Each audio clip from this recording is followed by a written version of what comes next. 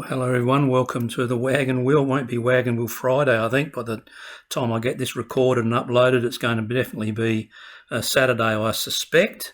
Bit of a busy day today. Take mum shopping and then do her voting, have her hair done and get some money from the bank. Come back to my daughter's place, finish tiling her laundry, and so here we are now. It's 10:30 Friday night, trying to put this together for you for Saturday, May 14th. Well, last week, 7 races out of the 8, we came up with some bets, horses starting at longer than $4, and one successful result, and it was the last race on the day. So now here's the data for you. We've lost $130 since I started. Strike rate about 1 in 4, return on investment minus 5.7%. And so we're going to have another go this week on the Quaddie legs. This time it's Scone and also at Flemington. Now, get a bit worried about these country meetings in Sydney, but they seem to do this during winter, I think, where they give the metropolitan tracks a bit of a rest and give the country folk a chance to see some of the better horses racing. So let's have a look at those races at Scone. And starting off with race 7, we've got a very short price favourite and a mat in this race, but we can see that it hasn't won at the distance. It's up in class, and as a result of that, even though it's the favourite and gets the top mark here for the adjusted price rank, it turns out that Tycoonist well in front of it as far as the Wagon Wheel is concerned. And so the Tycoonist at $4.20, provided it stays above $4, that will certainly be a bet for me. Race 8, very even race. We can see over here that all of the totals are very close to each other.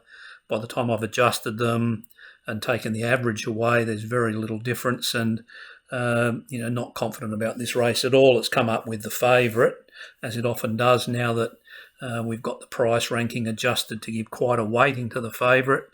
But if it's above $4, then I'll have to be putting some money on it.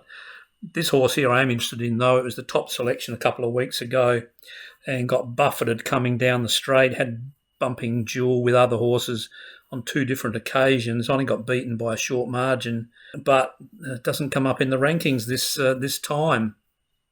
You can see it's actually not far behind the top selection, like 19 points for Le Gay Soleil, and it's got 13.1, but barrier 17 is not especially brilliant, so it's got a ranking of only 2.1 for that, so it loses 3 points or so for that, and I think the price is a little bit longer than I thought it might have been, so it loses out on that point there. So anyway, cut to the chase, it's not a selection, but I won't be surprised to see it run nicely. Race 9 comes up with the favourite to win the race, Malkovich, currently at $4.60, so it's going to be a bet. Quite a way between it and the second-rated horse, so that's going to be a bet, I think. And the last race comes up with the favourite, and that's quite short, so probably won't be having a bet in that race. Moving to Flemington in race 6, got a nice selection here, Star of Chaos at $8, so that'll certainly be a bet. Coming to race 7, comes up with the favourite, at the moment not backable, at $3.90, but it's only just in front of Warning. However, there is a horse in this race, let me just highlight it here, Regina. Now, it's absolutely way up in class. You can see here it's starting at $81. But if you go and check its form, it's sort of like an iron horse. It just keeps going around. And I was watching one day when I came in out of the garden, and by sheer fluke, they had the trainer talking about this horse. I think they bought it for about $12,000 or something, and they've won over $150,000 in a very short period of time, racing around in the country at the moment. And here they are fronting up in a very short backup time in a $500,000 race. So, they're either, dreaming or they're showing something on the track maybe. Anyway, I'm just going to have a little bit for the place on that one, I think, just as a little bit of an interest. So a couple of bucks perhaps on sports bet if I can get a nice price for the place. Moving on to race 8 for Flemington. This one here is a big standout, Morvada, last start winner coming over from Adelaide. The favourite down here, Triple Missile, is coming from Western Australia.